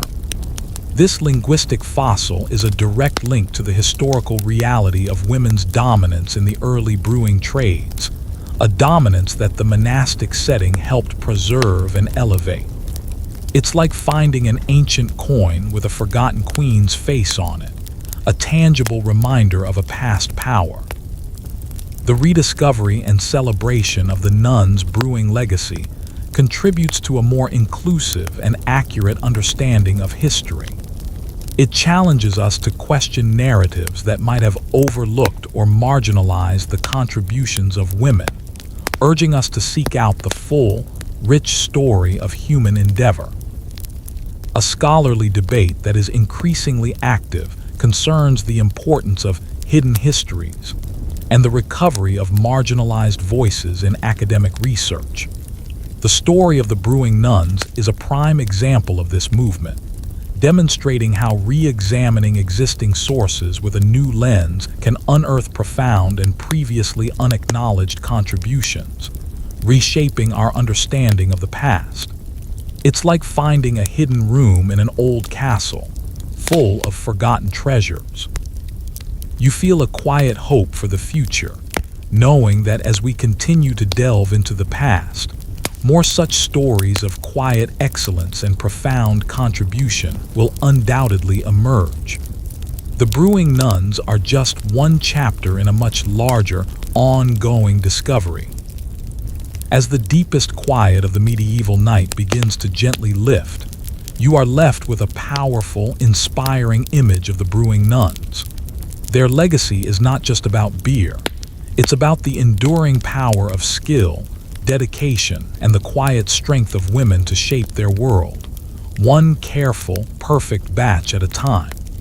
You feel a profound sense of gratitude for their forgotten, yet now re-emerging story. So, as the last echoes of our journey through medieval abbeys and ancient brewhouses begin to fade, let your mind gently drift. The diligent hands of the nuns, the comforting hum of the fermenting vats, the quiet clinking of their tools, let these images soften and blur into the peaceful darkness. You've explored a hidden history tonight, a story of quiet strength and remarkable skill, proving that true mastery can be found in the most unexpected of places. The scent of malt and hops, now a distant memory, lingers, a comforting presence. Feel the warmth of a good, honest brew spreading gently through your imagined self, a warmth that comes not just from the ale but from the quiet satisfaction of a story well told. Your journey through the past is complete for now. Rest easy knowing that even in the quiet corners of history, brilliance flourishes. Let the gentle darkness settle around you, wrapping you in a peaceful embrace. Your mind is calm, your body relaxed. Just breathe deeply and let yourself drift into a soft, dreamless sleep.